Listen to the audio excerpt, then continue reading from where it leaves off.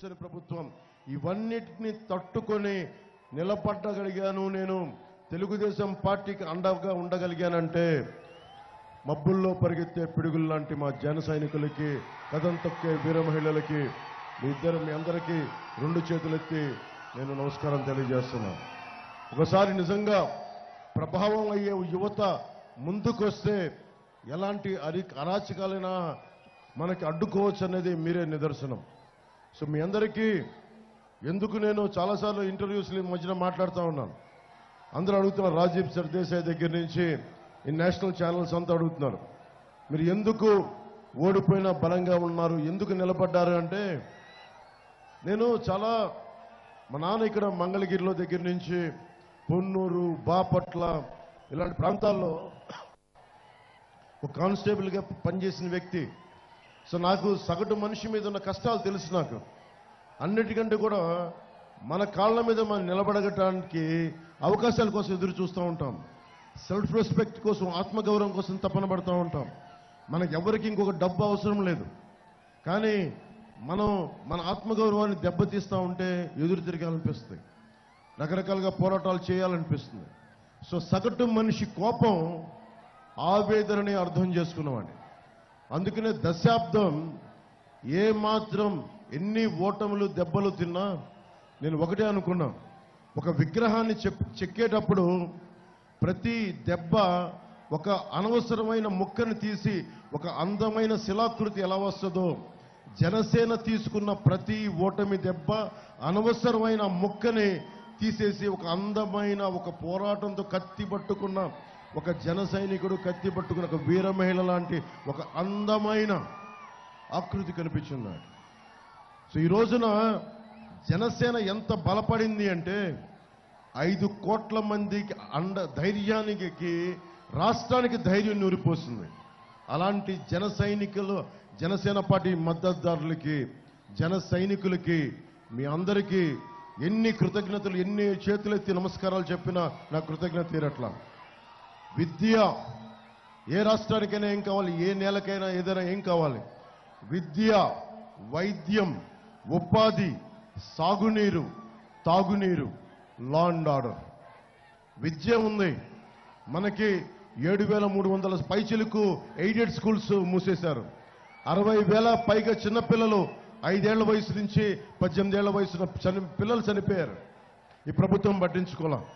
అలాగే మెగా ఏదైనా చదువులు చెప్దామంటే కూర్చొని ఫీజు రీయింబర్స్మెంట్లు ఇవ్వలేదు. ఇలా ఏది తీసుకున్న విద్యకి చాలా అన్యాయం చేసింది. అందుకనే మనకి కూటమి ప్రభుత్వం రాగానే విద్యకి పెద్దపీట వేస్తాం. ఫీజు రీయింబర్స్మెంట్లు కానీ, ఉచిత విద్యలు కానీ, ప్రతి విద్యార్థికి మనకి దాదాపు 15,000 రూపాయలు ఎంతమంది బిడ్డలున్నా ఆ బిడ్డలకి అందించేలాగా మనం ఒక మేనిఫెస్టోలో పొందుపరిచాం. మీకు నిలబడతాం. అలాగే ఎయిడెడ్ స్కూల్స్ ఏవైతే క్లోజ్ చేశారో, ఏవైతే విచిత్రంగా కలిపేశారో స్కూల్స్ని, ఎస్సీ బీసీ స్కూల్స్ వారికి ఎక్కువ ఉపయోగపడే స్కూల్స్ని మూసేశారు. వాటిని తిరిగి తెరిపించే బాధ్యత, మళ్ళీ దానికి కూర్చొని మళ్ళీ ఆలోచించే బాధ్యత కూటమి ప్రభుత్వం తీసుకుంటుంది. ఉపాధి మెగా డిఎస్సి నోటిఫికేషన్లు ఈ రోజు దాకా విడుదల చేయలేం. 18,000కు పైగా పోస్టులు ఉన్నాయి. ఒక ఉద్యోగం ఇవ్వాల, ఒక పోలీస్ కానిస్టేబుల్ ఉద్యోగాలు ఇవ్వాల. మలమలమలాడుతూ ఉన్నారు. చదువులు అయిపోయినాయి. నిజంగా కనుక మీరు ఆలోచించి కనుక ఆ రోజున నమ్మకుండా కనుక ఓటు మనకి ఆ రోజున వైసీపీకి వేయకుండా కానీ ఉండే పరిస్థితి ఇంకోలా ఉండేది. కానీ ఒకందుకు మంచిదే అయింది. ఒకసారి ఒక్క ఛాన్స్ తండ్రి లేని బిడ్డనని చెప్పి వచ్చిన వ్యక్తి ఎంత ద్రోహం చేయగలడో రాష్ట్రానికి మీకు అర్థమైంది. అలాగే ఉపాధి, వైద్యం రాగానే కూటమి ప్రభుత్వం ఒకటని నేను చంద్రబాబు గారు మాట్లాడుకున్నప్పుడు ఒకటే చెప్పుకున్నాం. ఉపాధికి రాగానే మెగా డిఎస్సి నోటిఫికేషన్ విడుదల చేస్తాం. ప్రతి సంవత్సరం కనీసం 5 సంవత్సరాల్లో 20 లక్షల ఉద్యోగాలు, ఉపాధి కల్పించాలి.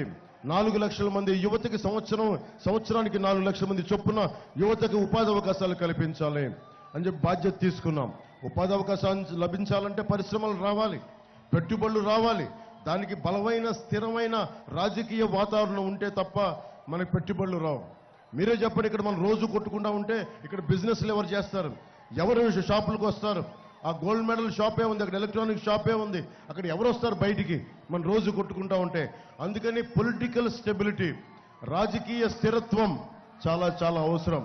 అందుకే లోక్ నాయక్ జయప్రకాష్ నారాయణ గారి స్ఫూర్తితోటి ఎమర్జెన్సీ కోసం ఆయన ఎలా అయితే పోరాటం చేశారో అన్ని పార్టీలు కలిసి రావాలి, వైసీపీ వ్యతిరేక ఓటు చీలనివ్వనని చెప్పి ఇప్పటం గ్రామంలో 2021 మార్చి 14న చెప్తే ఆ మాటకి పర్యవసానం, ఆ మాటకి జవాబే ఈ రోజున మీ ముందుకొచ్చి అందరం భారతీయ జనతా పార్టీ, తెలుగుదేశం, జనసేన అన్ని కలిపి వచ్చినాయి.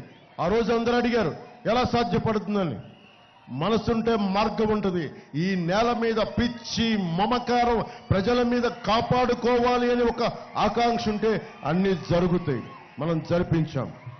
అలాగే సాగునీరు, మనకి సాగునీరు ఇందాక వస్తూ ఉంటే దారిలో కాలువల్లో అసలు మొత్తం నానా చెత్తారం పడిపోయింది, నానా చెత్తా చెదారం, పూడికలు తీయలేదు, నా కంటికి కనిపిస్తా ఉంది. అలాగే మనకి రేపల నియోజకవర్గ పరిధిలో 1,50,000 ఎకరాల్లో వరి సాగు చేస్తున్నా 3 ఏళ్లుగా కాలువలకు మరమ్మతులు లేవు, పూడికలు లేవు అని చూస్తూ ఉంటే నా కళ్ళ ముందే కనిపిస్తా ఉంది. గుర్రపు డెక్కుంది, నానా చెత్త, ప్లాస్టిక్, చెత్త చెదారం అన్నీ పడిపోయి ఉన్నాయి. ఇంతమంది ఇరిగేషన్ శాఖ ఉంది, పూడికలు కూడా తీయలేకపోయారు. ప్రాజెక్టులు పక్కన పెట్టండి, పోలవరం పక్కన పెట్టండి, పట్టిసీమ ప్రాజెక్టులు పక్కన పెట్టండి, పూడికలు కూడా తీయని ప్రభుత్వం ఇది. మరి ఎక్కడి నుంచి పెట్టి మనకి వరి దిగుబడి తగ్గదా? తెలంగాణకి ఒకవైపు వరి దిగుబడి పెరిగిపోతా ఉంటే మనకి దాదాపు ఆంధ్రప్రదేశ్లో 10 లక్షల పైగా వరి దిగుబడి తగ్గిపోయింది. కనీసం పూడికలు కూడా తీయలేని ప్రభుత్వం. పేకాటలు క్లబ్లు నడపడానికైనా హుషారు ఉంది, కానీ కనీసం మన కాలువల్లో పూడికలు తీయలేరు. రైతు కన్నీరు ఎవరు తుడుస్తారు? రైతు బాధని మొన్న ఒక కవితా రూపంలో చెప్పాను, శేషేంద్ర గారిది. భూములు ఎందుకు దున్నుతున్నానో తెలియదు, డ్యాములు ఎందుకు కడుతున్నానో తెలియదు, నా బతుకొక సున్నా కానీ నడుస్తున్నాను. ఎంత బాధాకరం. 3,000 మంది కౌలు రైతులు చనిపోయారు. 3,000 కౌలు రైతులు చనిపోతే నాకు బాధ కలిగి ఏ విధంగా సహాయం చేయాలంటే ఒక పేపర్ స్టేట్మెంట్, పొలిటికల్ స్టేట్మెంట్ ఇస్తే సరిపోదు. నా వంతు నేను ఏదైనా చేయగలనా అని చెప్పి పార్టీ తరపు నుంచి, నా తరపు నుంచి ఒక్కొక్క రైతుకి ₹1,00,000 చొప్పున అందరికి ఇచ్చుకుంటూ వెళ్ళాం మేము. నిజంగా ఒక ఎకరం రైతు నాకు రైతాంగం చెప్తా ఉన్నారు, అన్నీ బాగుంటే అజెండా దించండి, అన్నీ బాగుంటే ఒక్కొక్క రైతుకి 25,000 నష్టం, కౌలు రైతుకైతే 35,000 నుంచి 45,000 నష్టం.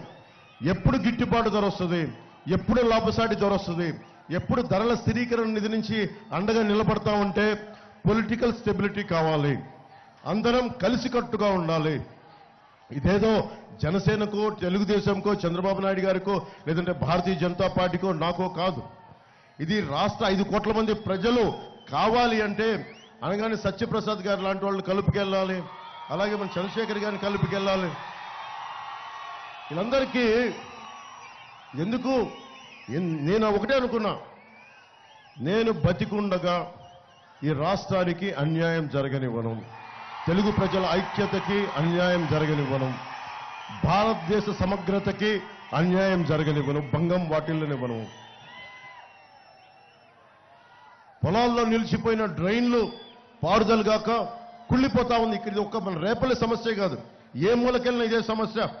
మనకి ముఖ్యంగా అరవపల్లి, ఉప్పూడి పరిసరాల డ్రైన్లు, వాటిని మీరు చూడండి, అక్కడ వెళ్ళి చూస్తే గుర్రపు డెక్క, నాచు, ప్లాస్టిక్, రకరకాల నానా వ్యర్థాలతో నిండిపోయింది. ఎవరు బాధ్యత తీసుకుంటారు?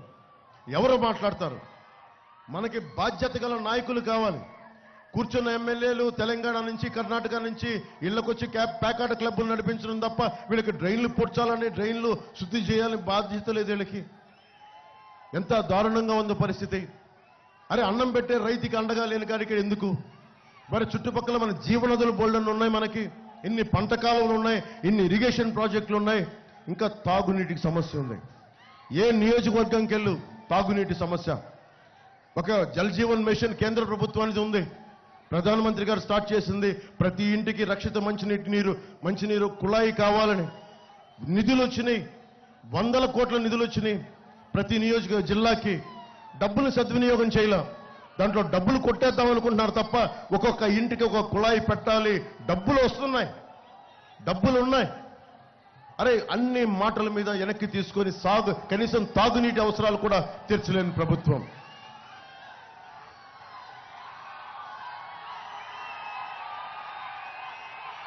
రేపల్లె ఒక సముద్ర తీరం ప్రాంతం ఎంత గొప్పగా డెవలప్ చేయొచ్చు, ఎంత గొప్ప పర్యాటక కేంద్రంగా తయారు చేయొచ్చు. కానీ ఇది పేకాటకి కేర్ ఆఫ్ అడ్రస్గా అయిపోయింది. పేకాటకి యువతకి మనం ఏం చెప్తాం? పేకాటక.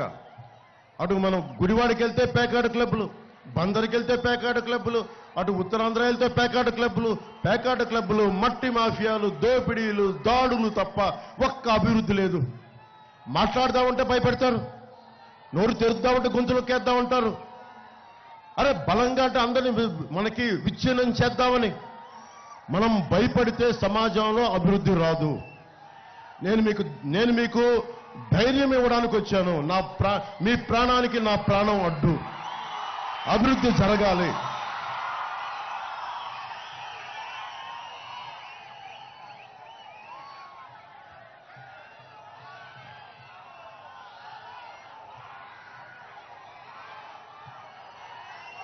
ఇప్పుడు వాగు పూడికలు తీయకపోతే మన సముద్రంలోకి వెళ్లాల్సిన నీళ్లు పంట పొలాల వైపు వచ్చి కుళ్ళిపోతా ఉన్నాయి. దీని గురించి మాట్లాడేవాడెవడు లేడు. మీకు ఉదాహరణకి వైసీపీ ల్యాండ్ టైటిలింగ్ యాక్ట్ అని పట్టుకొచ్చింది. ల్యాండ్ టైటిలింగ్ యాక్ట్ అని, అది ల్యాండ్ గ్రాబింగ్ యాక్ట్. అది ఒకసారి అది ఆపేయండి. అది ఆ బాంబులు ఆపేయండి. లాస్ట్లో కాల్చండి ప్లీజ్, దయచేసి లాస్ట్లో కాల్చండి.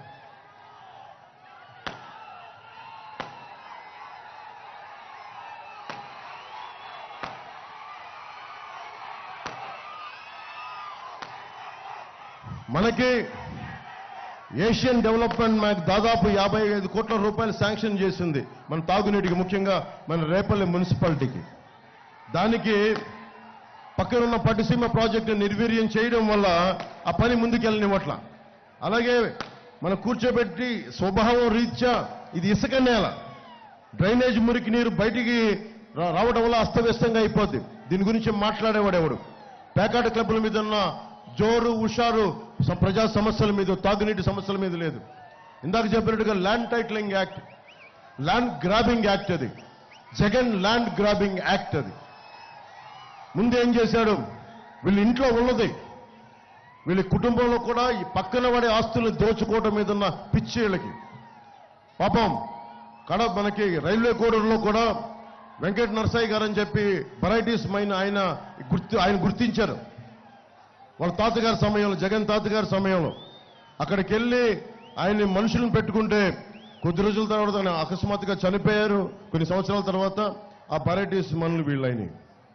వీళ్ళు ఎప్పుడు కూడా మీరు వైఎస్ జగన్ గురించి ఆలోచించాల్సిందే, మన రైతాంగం ముఖ్యంగా ఆలోచించాలి. వాళ్ళు ఎప్పుడూ భూమిలో ఒక పట్టెడు, ఒక గుప్పిడి గింజలు తీసి భూమిలో చల్లే అలవాట్లేదు వీళ్ళకి. ఒక పట్టెడు గింజలు తీసి భూమి మీద చల్లే అలవాటు, దాని నుంచి పైరు తీసే అలవాటు లేదు. భూమిని తవ్వే అలవాటు తప్ప భూమిలో విత్తనాలు చల్లి పంట పైరుని పైకి తీసుకొచ్చే అలవాటు లేదు వీళ్ళకి. వీళ్ళకి భూముల్ని తవ్వటం, ఖనిజాలని తీయటం, గనుల్ని దోచేయడం తప్ప నిజంగా ఒక పట్టెడు గుప్పెడి గింజలు భూమి మీద వేస్తే పచ్చని పైరైతే దాన్ని ఎంత కాపాడుకోవాలి, ఎంత శ్రద్ధగా తీసుకోవాలి. మన చేతిలో ఒక ముద్ద అన్నం తింటున్నామంటే రైతు పడ్డ కష్టం, రైతు పడే కార్చే కన్నీరు, ఇవన్నీ తెలియాలంటే గనుల్ని భూమిని మనకి ఛేదించేవాడికి రైతు తాలూకు కష్టం ఎప్పటికీ అర్థం కాదు. నిజంగా ఇది రైతు ఆలోచించాలి. స్వభావం ఎలా ఉంటుందంటే కష్టం ఉన్నోడికే కష్టం తెలుస్తుంది. బిడ్డలున్న తండ్రికే ఇంకొక బిడ్డ కష్టం తెలుస్తుంది. మనకి అమర్నాథ్ గౌడ్ చనిపోతే అక్కను రక్షించుకుంటా అమర్నాథ్ గౌడ్ బాధ ఎవరికి తెలుస్తుంది? బిడ్డను కోల్పోయిన తండ్రికి తెలుస్తుంది, బిడ్డలున్న తండ్రికి తెలుస్తుంది, ఆడబిడ్డలున్న తల్లిదండ్రులకు తెలుస్తుంది. జగన్ మొన్న చెప్తా ఉన్నాను తెనాల్లో, ఇంత పెద్ద గులకరాయి, చిన్న గులకరాయి పెడితే ఇంత పెద్ద కూర్చొని డ్రామా వేశాం. నేనేం చెప్పాను ఇందాక? లా అండ్ ఆర్డర్ అని చెప్తున్నాను. లా అండ్ ఆర్డర్ ఎంత కావాలి, ఎంత అవసరం అంటే ఈ వెనకున్న రేపల్ల స్టేషన్ వెనకాలే కదండి, రేపల్ల రైల్వే స్టేషన్. ఇక్కడ నేను అప్పుడు అనిత గారు హోమ్ మినిస్టర్ పాపం ఒక మహిళని భర్త ముందు దారుణంగా అగౌరవపరిచి మానానికి భంగం కలిగిస్తే బాధ్యత ఉన్న ఒక హోంమంత్రి ఏం మాట్లాడాలండి? ఏం మాట్లాడాలి? శిక్షలు పడాలి, పట్టుకోవాలి. అప్పుడుగా ఒకటో రెండో రేపులు జరుగుతాయి అంటారు ఆవిడ. ఆ ఒక్క మాట పర్యవసానం మీరు ఎంత ఊతమిస్తుంటే మనందరం ఆలోచించాలి. నాయకులు చాలా బాధ్యతతోటి నాలుక మీద నియంత్రణతో మాట్లాడాలి, ఒళ్ళు దగ్గర పెట్టుకొని మాట్లాడాలి. ఆ రోజు రేపల్ల స్టేషన్లో జరిగిన ఒక దారుణమైన సంఘటన శిక్ష పడి ఉంటే అమర్నాథ్ని అక్కని ఆ ఆడబిడ్డని ఏడిపించడానికి సాహసం చేసేవాళ్ళు కాదు. అంటే ఒకటి రెండో జరుగుతాయి, క్రిమినల్స్ రాజ్యాలు వెళ్ళొచ్చు, తప్పులు జరిగితే ఏదైనా అయిపోవచ్చు, మనల్ని ఎవరిని ఏం చేయలేని ఒక భరోసా. అమర్నాథ్ వాళ్ళ అక్కని స్కూల్కి వెళ్తా ఉంటే ఏడిపిస్తే అమర్నాథ్ 15 ఏళ్ల బిడ్డ, ఆ కుర్రవాడు అమర్నాథ్ గౌడ, అమర్నాథ్ బీసీయా ఎస్సీయా కాదు, ఇవన్నీ కాదు. ఆ బీసీకి జరిగిన అన్యాయం వీటన్నిటికంటే మించి కూడా అరే నిండు 100 ఏళ్ళు బతకాల్సిన బిడ్డ అమర్నాథ్. నిండు 100 ఏళ్ళు ఎవడైనా ఏం దీవిస్తాం? నిండు 100 ఏళ్ళు చల్లగా బతుకున్నానని అంటాం, కానీ నువ్వు అర్ధాంతరంగా చనిపోవని ఎవరిని కోరుకోం. అలాంటి బిడ్డ ఎందుకు చనిపోయాడు? చంపేశారు. రోడ్డు మీదకి వచ్చి అక్కని చడాయిస్తూ ఉంటే, ఏడిపిస్తూ ఉంటే వచ్చి మా అక్కని ఏడిపించొద్దు అని అన్న మాటకి కోపం పెట్టుకొని చేలల్లోకి తీసుకెళ్లి, జొన్న చేలల్లోకి, ఆ చెరుకు చేలల్లోకి తీసుకెళ్లి కూర్చొని పెట్రోల్ వేసి కాల్ చేశారంటే నేను ఇదే బాధ చెప్పాను. ఎంత బాధ కలిగిందంటే, చిన్నప్పుడు నేను మార్షల్ ఆర్ట్స్ నేర్చుకునేటప్పుడు నిప్పు మంటలతో కొట్టించుకునేవాడిని. క్షమించాలి చప్పట్లు కాదు అంటే వినండి, నిప్పులతోటి మంటలతోటి కొట్టించుకునేవాడిని. ఈపు మీద, ఒంటి మీద కొట్టించుకుంటే ఒళ్ళు కాలిపోయేది. ఈ రోజుకి నా ఏళ్ల మీద కాలిపోయిన ముద్రలు ఉంటాయి, శరీరం కాలిపోయింది. అంటే ఒక చిన్నపాటి నూనె చుక్క వంట చేసేటప్పుడు పడితేనే గిలగిల్లాడిపోతాం. అలాంటిది ఒక 15 ఏళ్ల బిడ్డ చేసిన తప్పేంటంటే, మా అక్కని ఏడిపించకండి అన్నందుకు జొన్న చేలలోకి తీసుకెళ్లి పెట్రోల్ వేసి అంటించేశారు. ఆ బిడ్డ ఎంత ఏడుపు ఏడ్చుంటాడో, ఎంత ఆత్మ ఎంత క్షోభించి ఉంటుందో మనం ఊహించుకోలేం. గుండె పూడుకుపోద్ది, నా గొంతు పూడుకుపోద్ది. నాకు ఎంత ఏడుపు వస్తో. ఏంటి దీనికి అంటే law and order issue. Law and order ఇది. బలమైన మంత్రులకు కానీ, బలమైన హోంశాఖ బలమైన అధికారులకే, ఒక్క ఎస్ఐకే నువ్వు రౌడిజం కంట్రోల్ చెయ్యంటే నేను మీకు చెప్తున్నాను, 2 వారాల్లో ప్రతి రౌడీ ఎదవని మక్కలు ఇరగ్గొట్టి కింద సెల్లో కూర్చోబెడతాం.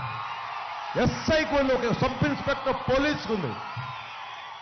నువ్వు పోలీసులను పని చేయనిస్తే కదా. ఎంతసేపు రౌడీలు వెనకేసుకురా, అమ్మాయిలు నేర్పించేవాళ్ళు వెనకేసుకురా, దాడులు చేసేవాళ్ళు వెనకేసుకురా అంటే ఇలాగ ఉంటుంది ప్రభుత్వం. మనం ఎందుకు భయపడాలి? మాట్లాడితే చంద్రబాబు గారిని జైల్లో పెడతారు. చంద్రబాబు గారు నాకే స్నేహితులు కాదు, బంధువు కాదు. అరే ఒక సీనియర్ రాజకీయ నాయకుడు, చాలా దశాబ్దాలుగా పాలిటిక్స్ని హ్యాండిల్ చేసిన వ్యక్తి. పాలసీ విభేదాలు ఉంటాయి, పొలిటికల్ విభేదాలు ఉంటాయి. అంత మాత్రాన్ని కూర్చొని అంత దారుణంగా చేసేమని కాదు కదా.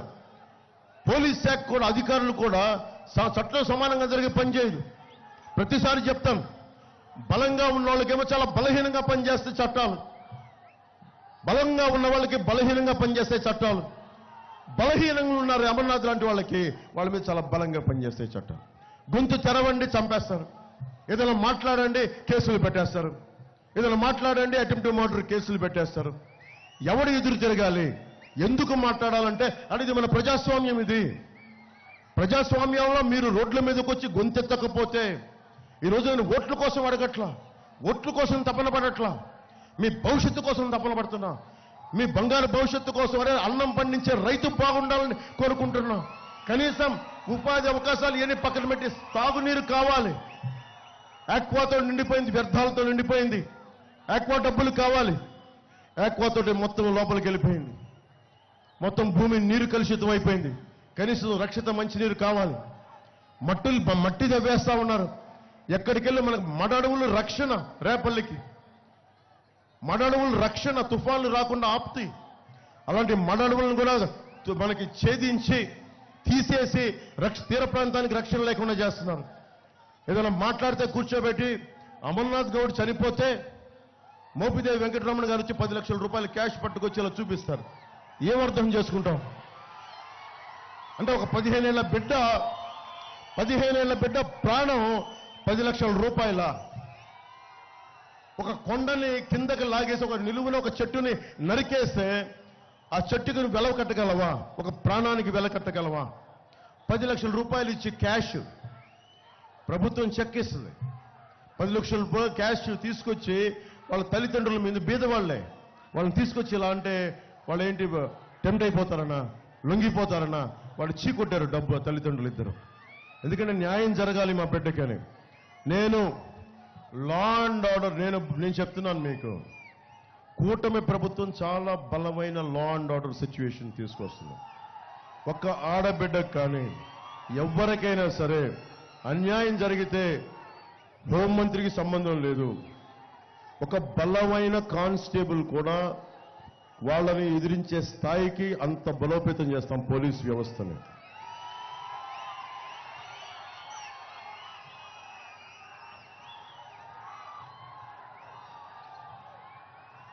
నిజాంపట్నం పోర్టు మనకి నిజంగా కానీ పూర్తి చేస్తే ఎంత అభివృద్ధి ఉంటుంది, ఎన్ని ఉపాధి అవకాశాలు వస్తాయి. ఇవన్నీ చేయాలంటే వీ నీడ్ చాలా గ్రేట్ స్టెబిలిటీ కావాలి మనకి. ఆ స్టెబిలిటీ కోసం రావాలి అంటే నేను కూర్చొని ఎందుకు తపన పడుతున్నానంటే ఓటు చేయకూడదని అనుకున్నానంటే రాష్ట్ర విభజన తర్వాత మనందరం విడివిడిగా కొట్టుకుంటా ఉన్నాం, అందరం కలిసి ఉండాలి. 2014 నుంచి నా తపన ఇదే. అందరం కలిసి ఉంటే తప్ప, మెజారిటీ పార్టీలు కలిసి ఉంటే తప్ప మన గ్రామాలు మీరు చూడండి. ఆ రోజు నేను చంద్రబాబు గారికి అండగా ఉండగానే ఎంత బలమైన ఒక ప్రశాంతమైన వాతావరణం వచ్చింది. ఇంకా ఈ సమాజంలో సాటి మనిషి కోసం నిలబడగలిగే వాళ్ళు ఒక సమూహం ఇంకా ఉంది అని ఒక భావన కలిగేది. ఇది నేను ఆయనకి చేసింది కాదు, అది మనందరికీ మనం చేసుకున్నది. అరే నీ కష్టం ఉంటే నేను వస్తా, ఈయనకి కష్టం ఉంటే ఇదిగో ఆయన వస్తారు, నేను వస్తాం. ఇలా ఒకరికొకరు. అమర్నాథ్ గౌడ్ కుటుంబానికి కష్టం వస్తే మేము బయటకు వస్తాం.